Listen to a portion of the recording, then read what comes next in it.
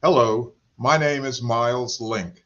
On behalf of Justice O'Connor and the Sandra Day O'Connor Institute for American Democracy, I am delighted to welcome you to this presentation of the Institute's series on the United States Constitution. And as a member of the Institute's National Advisory Board of Directors and an emeritus professor of law at the Sandra Day O'Connor College of Law at Arizona State University, I thank you for joining us. Today, we are honored to have with us Professor of Law Robert James Miller. Professor Miller is the Willard H. Pedrick Distinguished Research Scholar at Arizona State University's Sandra Day O'Connor College of Law and the Faculty Director of the Rosette LLP American Indian Economic Development Program at ASU. Professor Miller is a nationally recognized expert in federal Indian law and American Indian economic development, and an elected member of the American Philosophical Society, the oldest learned society in the United States, created by Benjamin Franklin in 1743 and presided over by Thomas Jefferson as its president for 17 years, including while he was president of the United States. Professor Miller is the author of numerous books and articles on the historical interactions between American Indians and United States laws. In 2016, Professor Miller's seminal paper entitled American Indian Constitutions and Their Influence on the United States Constitution was published by the American Philosophical Society. Professor Miller is an enrolled member of the Eastern Shawnee Tribe. He serves as Chief Judge of the Pascua Yaqui Tribe Court of Appeals and sits as a judge on other tribal courts. I am delighted to welcome Professor Robert Miller. Thank you very much, Miles. I appreciate your involvement and the introduction. I, of course, want to thank the O'Connor Institute and the Executive Director, Sarah Suggs, the Programming Committee, and everyone at the Institute that was involved with inviting me and putting on this program today. I'm going to make to you today a legal and a historical argument, like a lawyer would do, I suppose. And at the end, you can make up your own mind about this premise. What is my premise? Let's start with that. American Indian political theories, the indigenous peoples of the North America and their theories of government and rights, legal rights, personal rights, and even the very structures of the indigenous governments that the founding fathers encountered in North America influenced the political thinking of the founding fathers and literally influenced the development of the U.S. Constitution itself. I will make three strong points today that I hope will convince you that my premise is correct. I want you to know, though, that there is an enormous debate on this subject. It mostly went on in the mid-1980s to the mid-1990s, primarily provoked by a resolution of the Congress that the Senate and the House voted overwhelmingly, something like 408 votes to 8, that thanked the Iroquois Confederacy for their influence on the United States Constitution. So that's a 1988 joint resolution of the Congress, and a lot of the writing at that time and a lot of the pushback came because of what Congress did. What there is no question about, folks, is that Benjamin Franklin, our grandfather, I call him the grandfather of our country. George Washington, the father of our country. James Madison, called by everyone the father of the Constitution. Thomas Jefferson, John Adams, James Wilson, Thomas Paine, and many of the founding fathers. There is no question that they were fairly well acquainted with tribal governments, tribal cultures, indigenous theories of governance. Many of our founding fathers, folks, served their colonies and then later their states, and even then later the United States, as treaty negotiators with Indian nations, as treaty commissioners, Indian commissioners, involved in diplomatic relations with tribal peoples. There's no question that those facts are true, and that they were somehow, here's my premise, were they influenced by these contexts? It's interesting that we consider our founding fathers some sort of genius generation because they came up with apparently a new form of government. I ask you, where in Europe were the kings and queens using a constitution? Where did the individual peoples have rights? Who had a government with separation of powers? Who had principles of federalism? Well, they did not. And in fact, you may be surprised to know that England did not have a written constitution in the 1780s, and England still does not have a written constitution today. So where did the founding fathers come up with this genius idea? And that's what we're talking about today. Who are the founding fathers? Well, you can read that up to 55 different gentlemen, they were all men, of course, attended the convention in Philadelphia, the Constitutional Convention, from May to October 1787. 39, again, men signed the Constitution, but there are far more framers than just that. Well, the Anti-Federalists are even framers. Thomas Jefferson was not in Philadelphia. He was in France as our ambassador, but he was writing letters to Madison and to other convention delegates. John Adams was, I believe, our delegate to England, so he was not in Philadelphia either. But those two gentlemen are certainly founders, and we will mention them today. So let's start with a very logical question, and I'm going to take a second here to share my screen. This is not as easy as one might think. I have a lot of PowerPoint, too many, as a matter of fact, for this presentation, and I will go relatively quickly through this. I believe you can no longer, maybe you can still see me, but I can't see myself, just the slides. So let's start with a very logical question. Are Indian nations and Indian peoples in the U.S. Constitution? And the answer is most emphatically yes. What does this prove? This is the first of my most key points today, folks.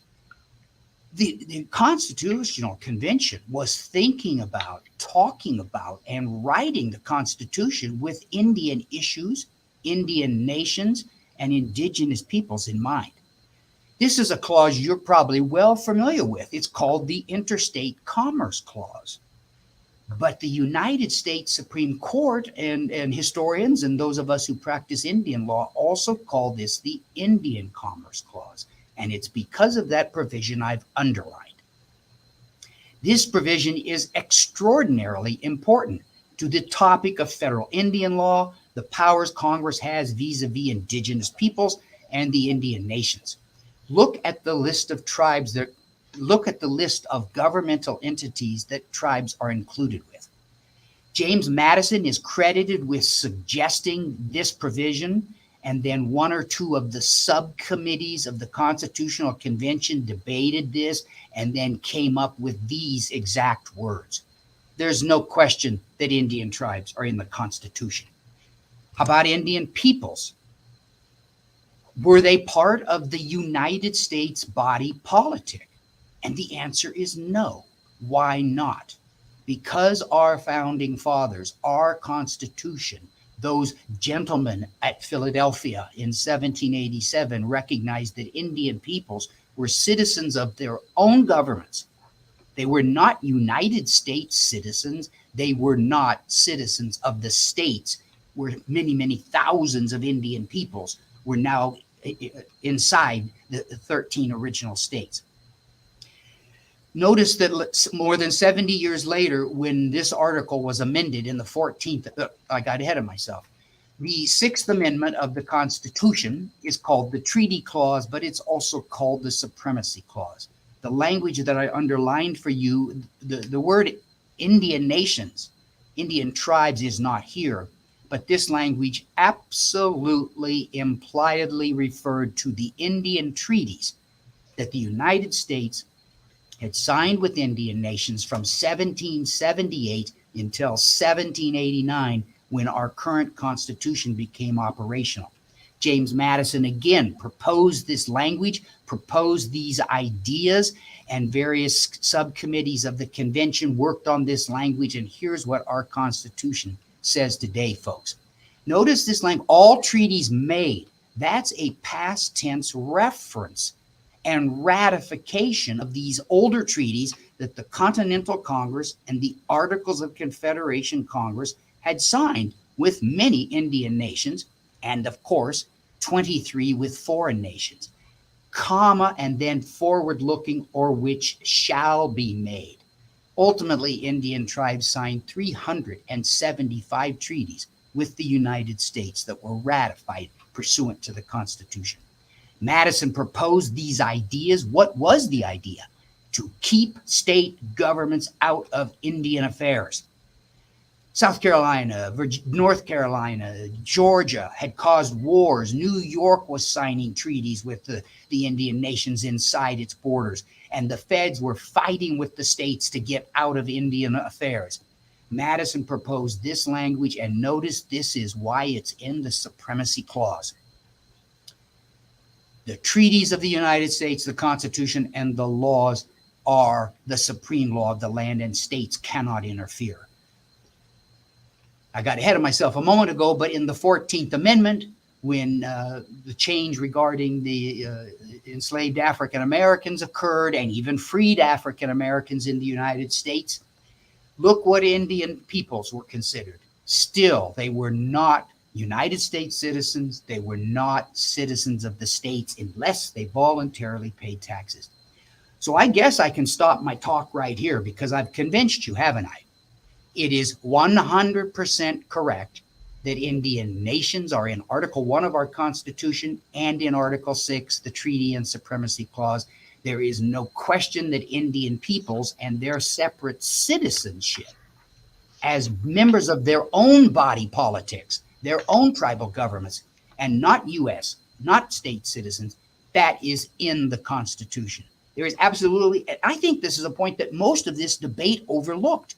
Even the pro and the con did not focus on this point, that there is no question that the founding fathers spent some time at the Constitutional Convention debating how to make federal law supreme over Indian affairs, whether Indian peoples were citizens of the United States, etc. So talk's done. Thank you very much. But let's move on. Why is this whole idea maybe a new idea to you? And why did scholars perhaps push back on the idea that savage Indians could have any impact on the United States Constitution and our founders? I'm just going to quickly point you. Bernard DeVoto is a pretty famous American historian. You can read that, what I said. American history has been written from white cultural aspect, from old white men. I hate to say it like that, but so why are women's role in history not emphasized? Colin Calloway, a historian at Dartmouth, wrote this very recent book. George Washington grew up in an Indian world, but his biographers act as if there were no native peoples. But I want to emphasize this book that I would encourage you to read. Of course, read my books too, but I'm not even done with this book. Graeber and Wingrove, regrettably, Professor Graeber has passed away already, but they come up with an extremely interesting theory that they are 100% convinced of. When Jesuit priests and French governmental officials came to the U.S., they encountered what Graeber and Wingrove call indigenous North American intellectuals who taught them about liberty, freedom, and democratic type government. The Jesuits wrote a very influential 72-volume set that I referenced there that Graeber and Wingrove say every academic would have had, politicians would have had, and even middle-class families in Europe would have owned some of these volumes. And then, so what do they say this means? Indigenous teachings and indigenous governments influenced the development of the French Enlightenment. Now, they mention in one paragraph this debate about the U.S. Constitution and whether Indians influenced it. They don't get into that debate. But on this point, I want you to notice that. Did the French develop the Enlightenment all on their own? Thomas Jefferson, a man of the Enlightenment, was in love with the French. Is it possible? According to these two professors, it is absolutely certain that North American indigenous intellectuals and political leaders influenced the Jesuit priests and the French officials. I think that's very relevant to what we're talking about today. I have just a few more points to make. Here's a very recent article, not even published yet, that says the United, and notice the sort of cute title, "We the Native People." The U.S. Constitution was the end of a process that Indian nations, the colonial governments, and Congress had been developing for many decades, even more than a century, how to work together, and what these two authors call a diplomatic constitution. This article from last year is extremely interesting. Professor Bilder writes about 4 Indian representatives, she calls them deputies, that were sent by their Indian nations to go to Philadelphia and then on to New York to the Continental, to the Articles of Confederation Congress to enforce their treaty rights and to get the federal government to do something about the states and their invasion of Indian lands and Indian treaty rights. They met personally with Washington, other framers, Secretary of War Knox, and 3 state governors. Professor Bilder says that these deputies, their visit, their conversations changed the Constitution and the relationship of the U.S. and Indian nations. So that's a recent scholarship. Well, what are Indian political theories? As Professor Link mentioned, I've written a couple times about this. Other books have been written on the subject. Indian nations, maybe this is news to you, had organized governments. They ran the gamut from formal governments that sometimes even exercised the power of capital punishment, certainly corporal punishment, taxation, some levels of control and governance. And they ran from pretty formal to informal regimes. Many Indian nations, perhaps most, were actually confederations, something that looks like what became the Articles of Confederation and then our United States. And I have a question mark there. Is that a form of federalism? What is federalism, folks? Look it up on Google.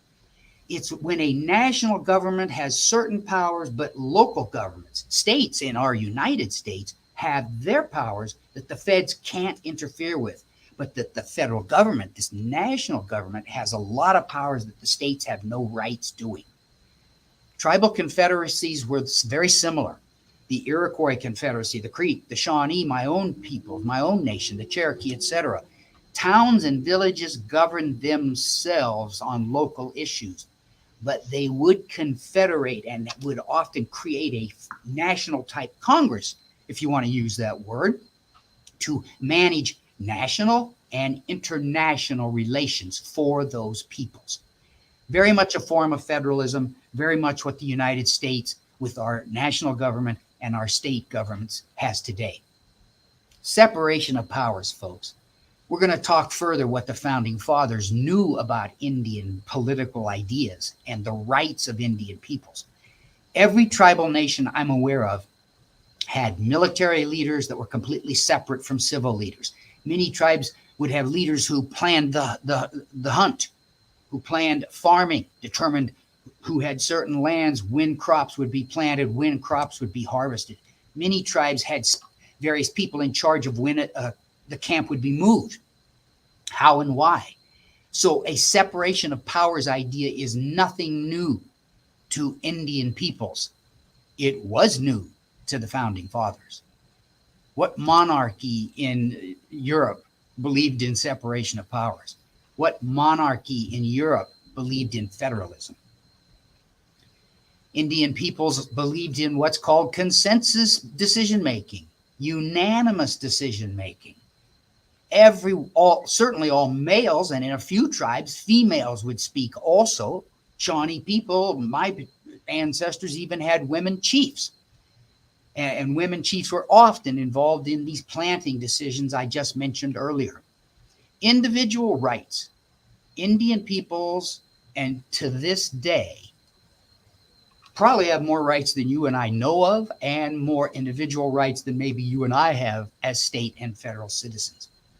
Liberty and equality was nothing new to indigenous peoples. It was certainly something new to Europeans, wasn't it?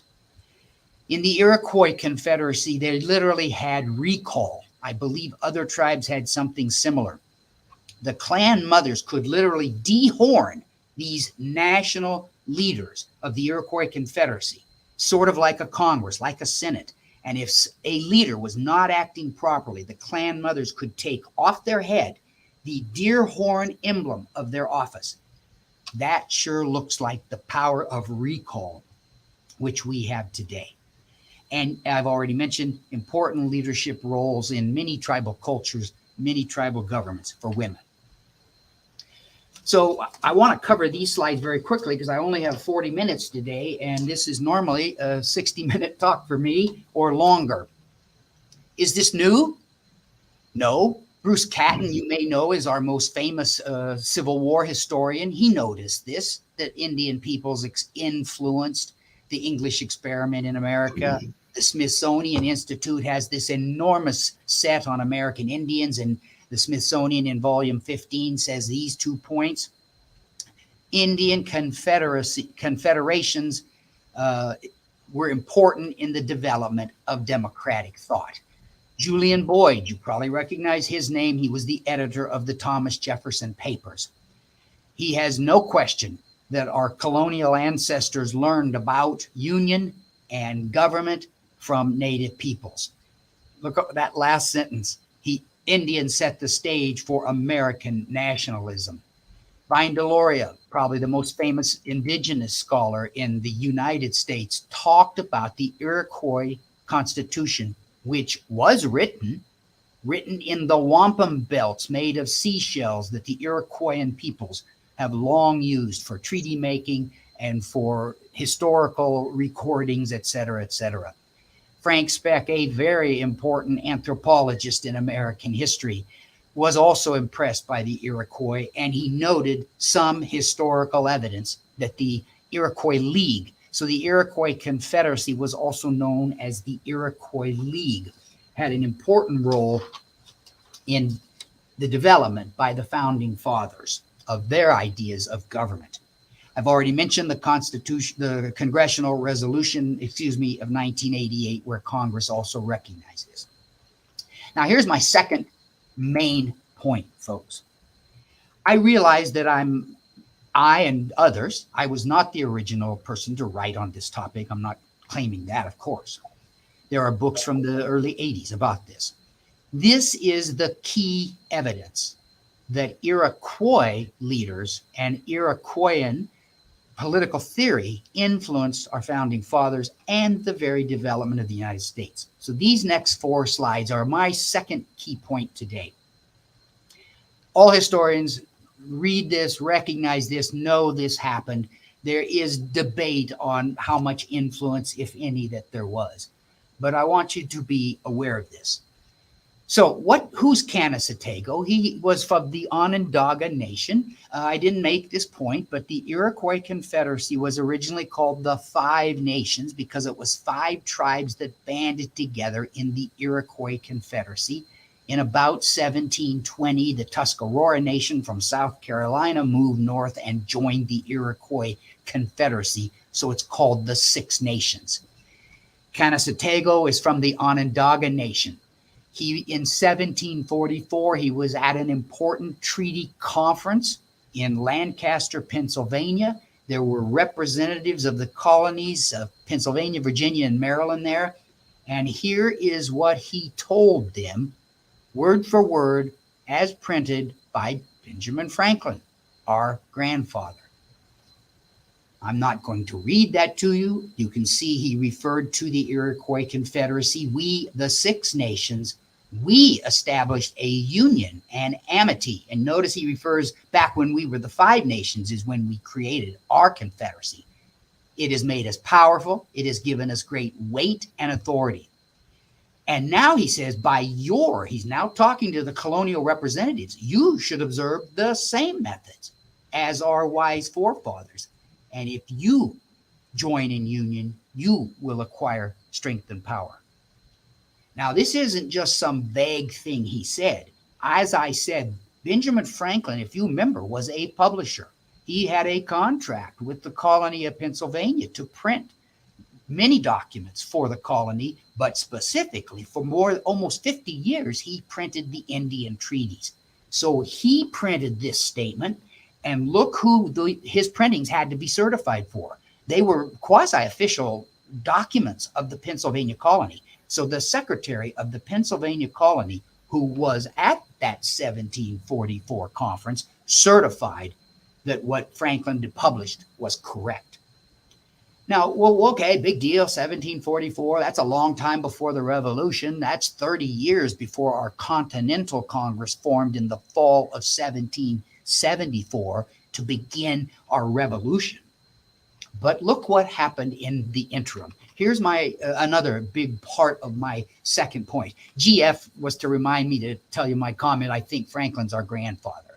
Benjamin Franklin was at the he was part of the Continental Congress. Obviously, had this role with Philadelphia, with Pennsylvania. He helped write the Articles of Confederation. He was on the committee with Thomas Jefferson and 3 others that wrote the Declaration of Independence. He was at the Constitutional Convention, which was in Philadelphia.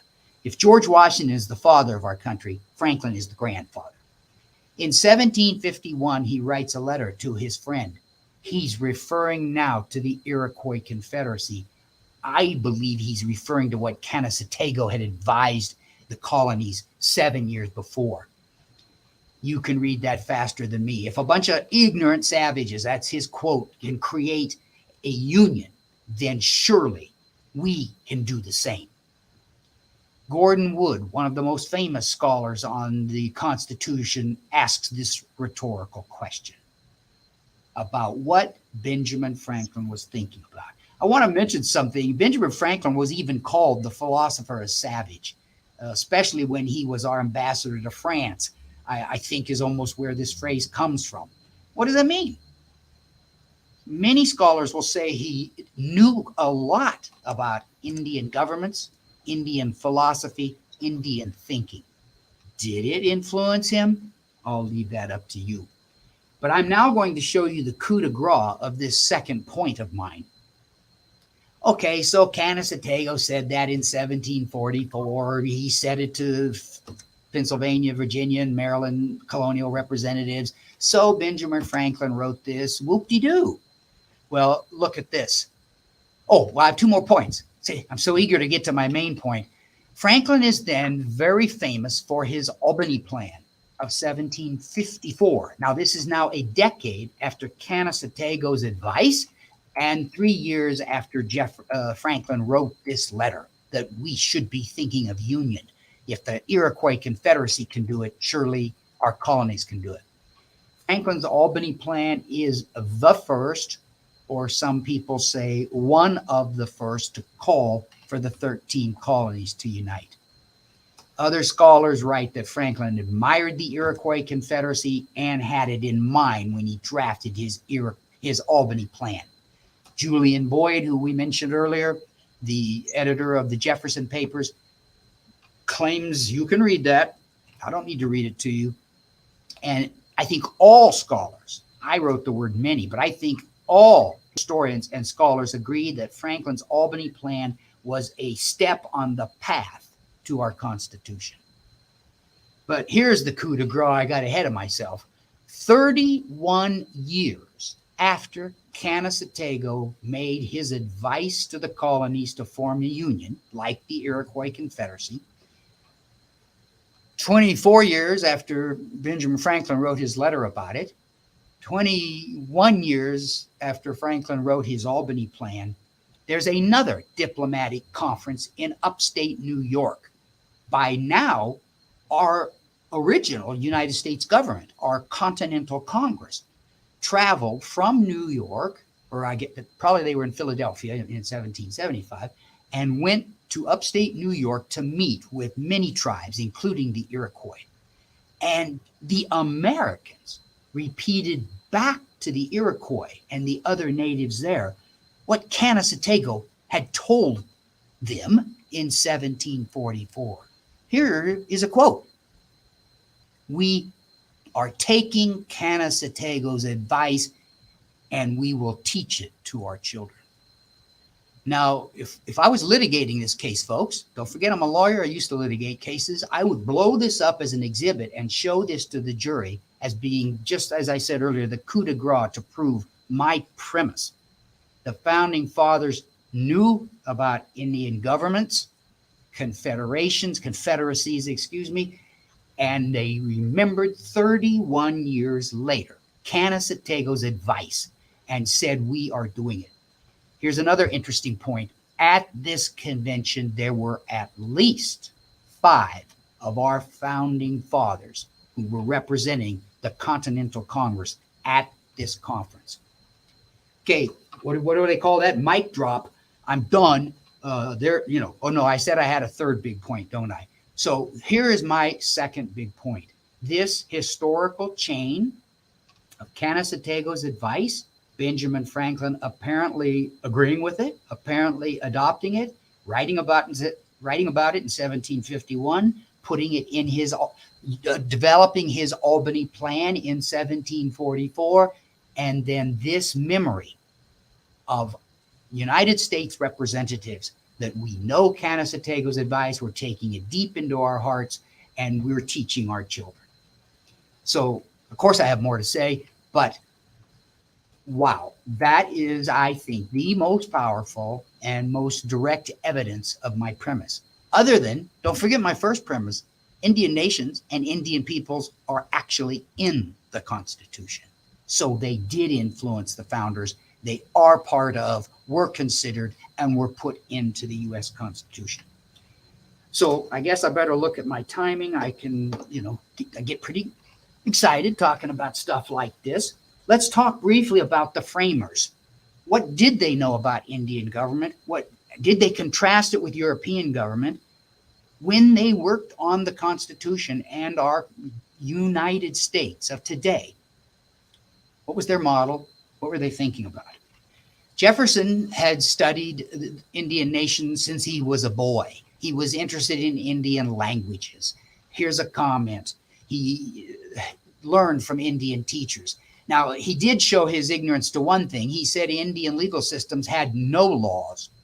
That's just not true. But look what he did say. Indian legal systems are preferable to the civilized Europeans. He said even more.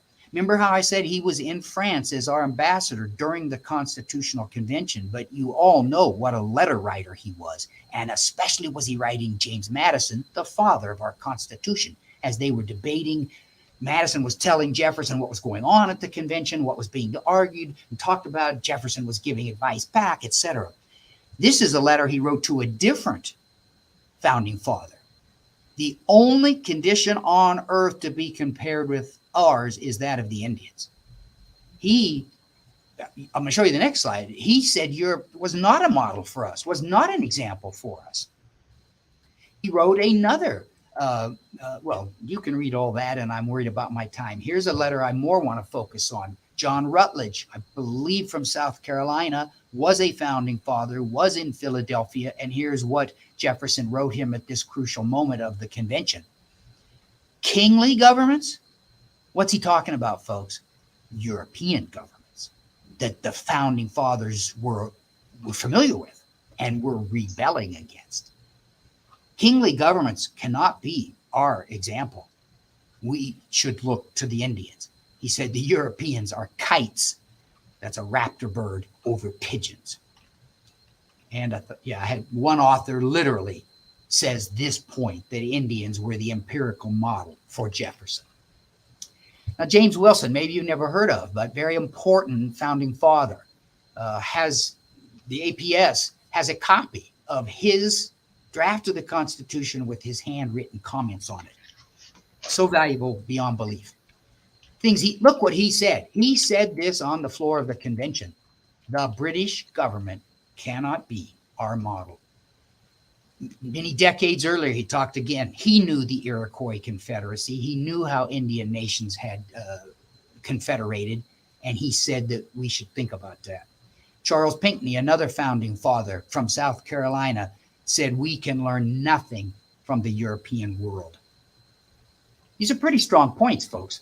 President John Adams, vice president under Washington, then president, He was in Europe during the convention, but being a very brilliant attorney, in advance, he wrote a very long treatise. I believe it's a 3-volume set called Defense of the Constitutions, and I did spell that correctly. That's how he spelled it.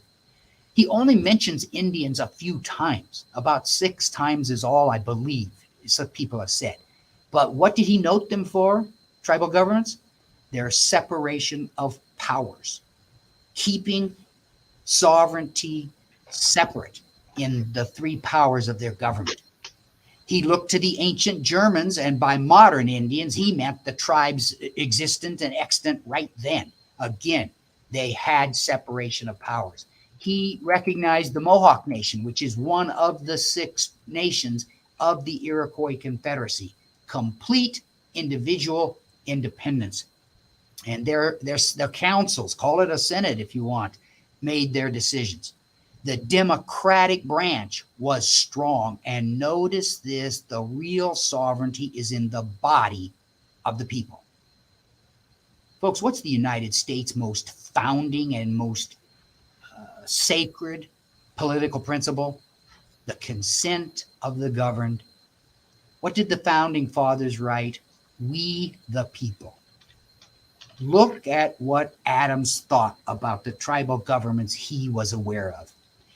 Do you know what the anti-federalists are? Those that maybe didn't want the Constitution. And here's one I just cite. Still, again, even those against the Constitution recognize that Indian peoples were democratic. Their governments were democratic, and the whole tribe was involved in governance. I'm finally now to my 3rd point. So, Miles, if you're about to tell me to stop talking, I'm on my 3rd point. The father of our Constitution. I want to make this point. Here's the key point, folks. And I give you a citation from the Supreme Court. But I don't think there's a historian that disagrees with this. I could be wrong. There's always somebody. But why do we have a Constitution? I hope you're all aware that we've had 3 forms of national government. The Continental Congress fought our Revolutionary War. They never had a written document, a constitution. From 1774 to 1781, our national government operated without any written document, sort of like England, I guess. But we drafted and ratified in 1781 the Articles of Confederation. The Articles was clearly a constitution, and that governed our Congress and our national government from 1781 until March of 1789, when George Washington and John Adams are sworn in under the new Constitution. What did the Supreme Court note in this quote, folks? Madison himself said the Articles of Confederation is too weak. The national government created under the Articles of Confederation cannot control the states in Indian affairs. They are causing wars with tribes that then the federal government has to fight or solve.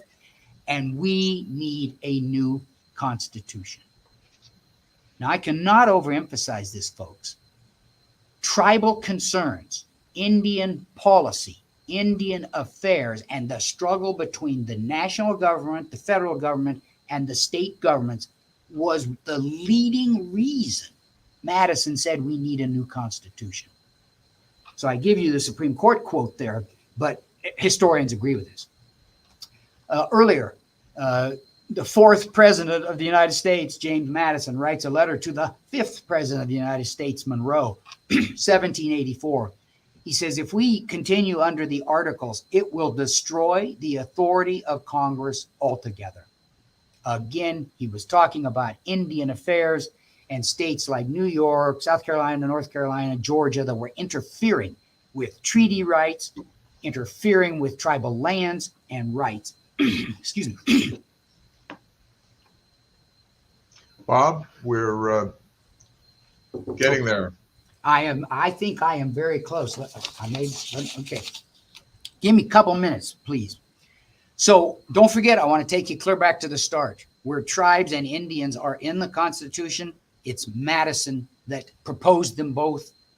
Then subcommittees worked on, and the treaty clause of the 6th Amendment of the 6th Article, of our Constitution, and the Indian Commerce Clause of Article 1 of our Constitution came from the pen of our father, the father of our Constitution, and those committees that worked on it.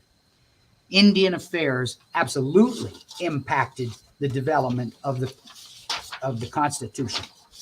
I have 2 more slides and then I'll be done. So I have made this point that there are a lot of positive effects that tribal governments and political theory had on the Constitution. We've addressed some of them in a slide long ago. Some scholars, starting at least in 1936, claim that Indian political thinking influenced Americans and our founders, and even these international philosophers. Even Karl Marx and Frederick Engels, his co-author, wrote a lot about the Iroquois League.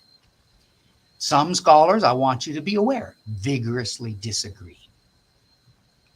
But I also, in my 1993 article, I had this idea, and I called this the negative effects.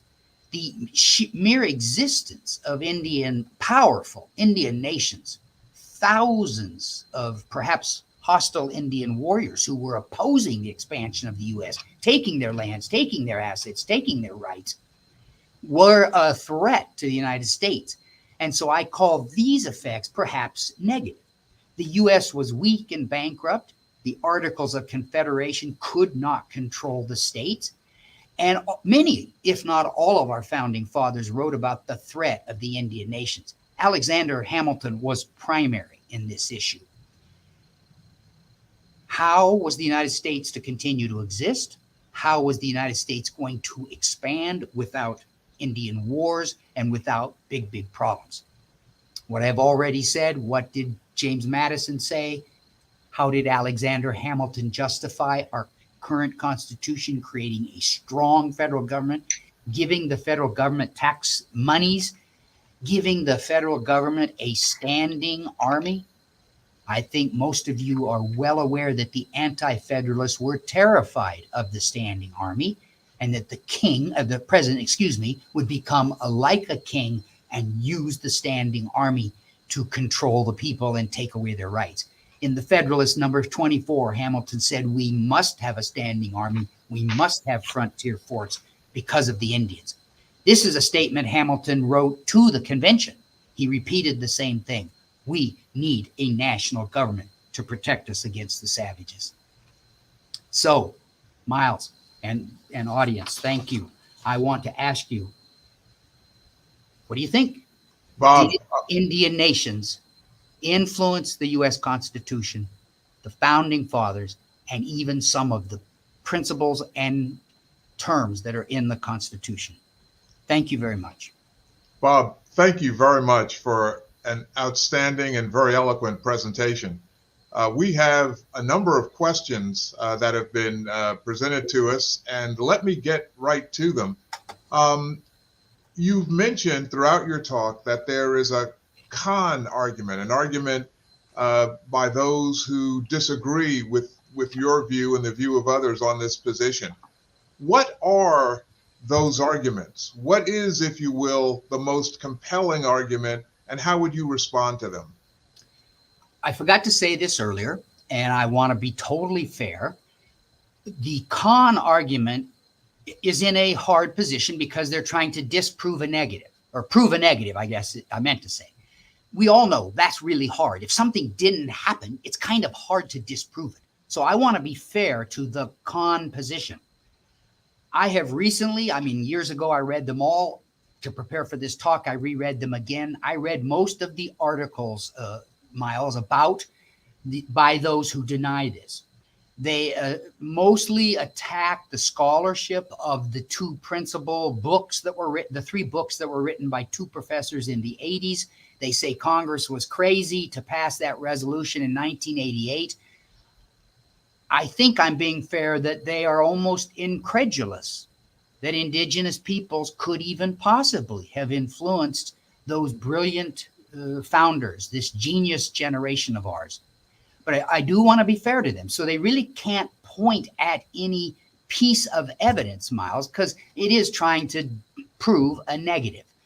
They mostly attack the quotations used by these 2 authors I'm primarily thinking of. They can't deny what Canisittego said. as I mentioned, my number one point, folks, nobody has made. Indians are in the Constitution. Indian nations are in Article 1 and Article 6. Obviously, the founding fathers, the Constitutional Convention had to address Indian peoples. So I think I've answered your argument as much as I can, Miles. If people want to read some of these arguments they became vigorous polemics, almost personal attacks. If you want to read an article by Elizabeth Tooker, Tooker, I do not think she is still alive, but she wrote the most calm, I would say, rebuttal to the argument that Indian nations and political theories had a influence on our Constitution. Thank you. What in your opinion is the most specific aspect of the U.S. Constitution that was influenced by the indigenous peoples' constitutions? Looking at our Constitution, what would you point to say there's an element of causation between what the native peoples did and what's in our Constitution? My first point is the very best one. Article 1, where Indian nations are mentioned. Congress has the power to deal with Indian nations. The states are totally excluded. That's why Madison said, so that's my third point. That's why Madison said we needed a constitution. The states were causing wars. Were Indian people citizens of the United States? That's in Article 1. That's in the 14th Amendment. So those are the most obvious ones, Miles. But to talk about what influence indigenous political thinking had on our founders, I would point at the separation of powers provision that John Adams emphasized in his treatise.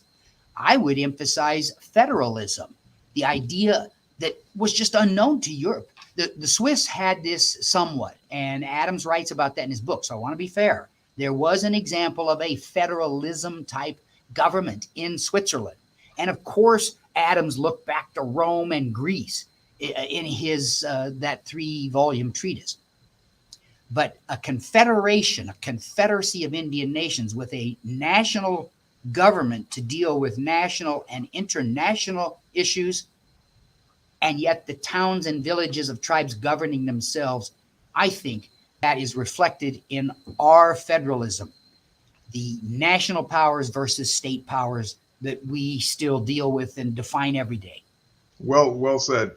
One of the founding principles of the O'Connor Institute is civics education. How some of the people listening to this presentation are themselves educators in high schools and in other fora. How can they best, in your opinion, add this information to their curriculum in a way to enhance the education in high schools and in colleges about the constitutional history of the United States? Excellent question. I have done trainings for colleges, I've done trainings for school districts and for high school teachers. I know the emphasis today is on primary documents. Let your students read the Constitution. Our Constitution is actually kind of short, but if you want to include indigenous peoples in your classroom, read those provisions I cited you. Read a little bit of what Madison said, a little bit of what Jefferson said, but a primary document. And in these days of the controversy about CRT, how can you get in trouble by teaching the Constitution? Let your students read that. Ask them, gosh, tribes, why are tribes in the Constitution? Tribes, are there any tribes left? Indian peoples, they were not citizens. I'm sure you don't know this, folks, but Congress finally made all American Indians citizens in 1924. Most of the states still did not allow Indians to vote in state elections. They still thought they were only federal citizens. So this controversy literally is only about 100 years old. But anyway, more directly to your answer, your question, Professor Link, read the Constitution, look at those documents, ask your students some questions, maybe read some secondary things that will really open their eyes to something new. Thank you. Obviously, one of the elements in our Constitution is Article 3 and the judicial power of the federal courts, and the states at the time had courts administering justice, and even before the revolution, the colonies administered English justice.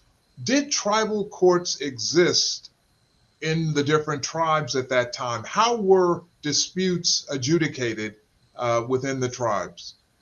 Excellent question.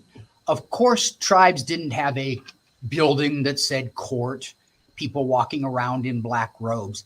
But this is a vague reference to Jefferson saying that Indian societies had no laws. I just briefly mentioned that, of course, is false.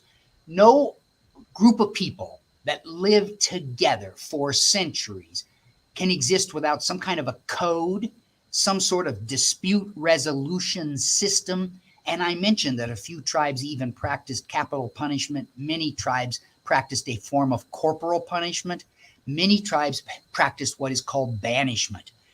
Wow, things are just coming to my mind. There's a very interesting book, Miles, by an ex-Supreme Court justice of the Navajo Nation, by Yazi. Austin, 1999 book describing the Navajo court system, but more importantly, the 1,000 years of Navajo judicial dispute resolution. There's a most extremely interesting book from 1941 by a very famous Harvard contracts professor about the Cheyenne Nation and how they were a very legalistic society, and they handled lawbreakers by banishment. Many tribes used banishment, and you and your family would be expelled from the tribal community, which was almost a death sentence if you now had to live on your own. So very interesting, Miles, is that today ADR is the big deal in the U.S. Alternative dispute resolution. Get out of the courts. Use a mediator type, negotiator type situation. From my research, Miles, that is the primary way tribal communities and then even tribal governments handled disputes. They could not have people killing each other and disputes lasting for years and decades. The Hatfields and McCoys. There had to be resolution. So often well-respected elders would hear these kind of disputes. Rarely would they render a judgment like we do today in our courts, but they would try to create harmony and bring the people back into harmony so the community could continue. Preserving that community, as we do with the United States. We couldn't tolerate the Civil War, right? We couldn't have 11 states leaving. And that's sort of the same thinking that tribal governments were doing. So there was definitely a judicial branch, but not the way the Anglo-American system has had it. Okay. Is it fair? How would you characterize, or how would you rank the influence of Conestoga and the Iroquois and their teachings with other influences affecting the development of the Constitution? That is, would you say it was most influential, it was somewhat influential? Where would you rank it, given that the Founding Fathers were working within a context, a very multifaceted context? It certainly falls in the somewhat influential. This is one of those questions you can never answer. I mean, some of the Founding Fathers were far more familiar with tribal governments than some of the others. So those 55, men in Philadelphia, the 39 that signed the Constitution, it's impossible to know what they would thought. You and I all know someone suggests something to us, and about 2 years later, we then go, hey, that was my idea. Yeah, I'm brilliant. I thought of that. But obviously, the Founding Fathers were very familiar. How many of them spoke Latin and Greek? Many, many, many. How many were lawyers? I think many of them were. We didn't have law school at the time, but Jefferson had practiced law for 7 years before he got into politics. So they had studied Greece and Rome. Adams writes his treatise, talks about the Germanic tribes, talks about the federal system of Switzerland. So I can't put a percentage on this, but it's somewhat. It's an influence. But the deniers say impossible. Savage Indians couldn't have taught these brilliant Founding Fathers anything. And I am just 100% opposed to that. That's narrow thinking. Thank you. Professor Miller, last question. In your article, you write about the Indian Reorganization Act of 1934 and the Indian Reorganization Act constitutions.